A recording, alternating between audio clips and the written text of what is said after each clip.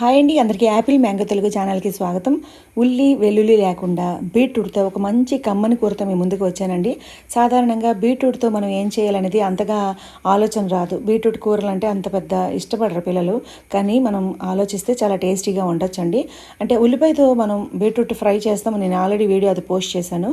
అలా కాకుండా ఇప్పుడు ఉల్లి వెల్లుల్లి లేకపోయినా టేస్టీగా వండుకోవచ్చండి. ఇక్కడ నేను పెసరపప్పు కాంబినేషన్తో బీట్రూట్ తురిమి చూపిస్తాను అనమాట. అంటే ముక్కలుగా కట్ చేస్తే కూడా వండొచ్చు, అది కాస్త లేట్ అవుతుంది. తురిమి పెట్టుకోవడం వల్ల కూర చాలా ఫాస్ట్గా అయిపోతుంది. కారానికి తగ్గట్టుగా పచ్చిమిర్చి, ఒక చిన్న అల్లం ముక్క, చక్కగా ఒక 2 కొబ్బరి ముక్కలు, ఈ మూడింటిని కలిపి నేను మిక్సీ చేసి పెట్టుకుంటున్నానండి.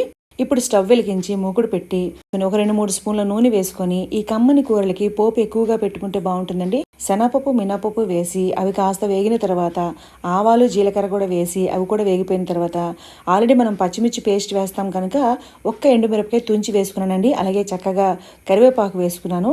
నానబెట్టిన పెసరపప్పును కూడా వేసుకుని బాగా కలుపుకుంటున్నానండి. ఈ పెసరపప్పు నాని ఉండటం వల్ల కూర చాలా ఫాస్ట్గా కుక్ అయిపోతుంది. అలాగే మనం బీట్రూట్ని తురిమి పెట్టుకున్నాము.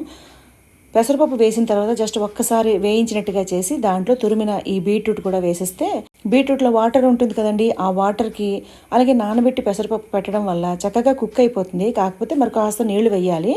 దీనికి రుచికి తగ్గట్టుగా ఉప్పు, పసుపు, అలాగే కాస్త ఇంగు కూడా వేసి బాగా కలుపుకున్నానండి.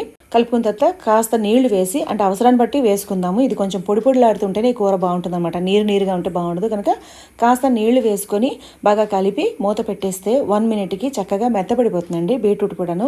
ఒకవేళ మీరు బీట్రూట్ తురుమకుండా ముక్కలుగా కట్ చేసుకుంటే కుక్కర్లో పెట్టుకొని వండుకోండి. లేదు విడిగా వండాలంటే కాస్త టైం పడుతుంది అంతే తప్ప అలాగ కూడా చేసుకోవచ్చు అనమాట. ఇదేంటంటే చాలా స్పీడ్గా అయిపోతుంది, చాలా రుచిగా కూడా ఉంటుందన్నమాట. ముందే నీళ్లు ఎక్కువగా పోసుకోకుండా కాస్త నీళ్లు పోసి బాగా కలిపి మూత పెట్టి మళ్ళీ 1 మినిట్కి చూసుకొని అవసరాన్ని బట్టి మళ్ళీ యాడ్ చేసుకుని మళ్ళీ కలిపి మూత పెట్టుకుంటే అప్పుడు ఏంటంటే మనకి కూర ముద్దగా అవ్వకుండా చక్కగా టేస్టీగా ఉంటుందన్నమాట. 1 లేదా 2 నిమిషాలకి మనం మూత తెరిచి చూస్తే అప్పటికే మనకి పెసరపప్పు బీట్రూట్ కుక్ అయిపోయి ఉంటుందన్నమాట. ఇప్పుడు ఆల్రెడీ గ్రైండ్ చేసి పెట్టుకున్న కొబ్బరి, పచ్చిమిర్చి, అల్లం ముక్క ఉంది కదండి, ఆ ముద్ద వేసేస్తాను. వేసి బాగా కలిపేసుకొని మళ్ళీ మూత పెట్టేస్తే మరొక 1 మినిట్కి ఈ కొబ్బరి అంతా కూరకి అంతా పట్టి చాలా రుచిగా ఉంటుందండి. అంతేనండి, చాలా ఫాస్ట్గా అయిపోతుంది, చాలా రుచిగా కూడా ఉంటుంది. ఇది పుల్కాల్లోకి, చపాతీల్లోకి, అన్నంలో కూడా చాలా బాగుంటుంది. మనం బీట్రూట్ వండక ముందు ఎంత రెడ్గా ఉంటుందో వండిన తర్వాత కొంచెం డల్ అవుతుంది. మనం ఇక్కడ చూడాల్సింది కూర రంగుని కాదండి, కూర రుచిని, అలాగే కూర తాలూకా హెల్త్ బెనిఫిట్స్ని అనమాట. సో ఇదండి ఇవాళ వీడియో. మీకు నచ్చిందని అనుకుంటాను. నచ్చితే తప్పకుండా లైక్ చేయండి, అలాగే మీ ఫ్రెండ్స్కి షేర్ చేయండి. ఉంటానండి, మరో మంచి వీడియోతో మీ ముందుకు వస్తానండి. అంతవరకు సెలవు, నమస్తే.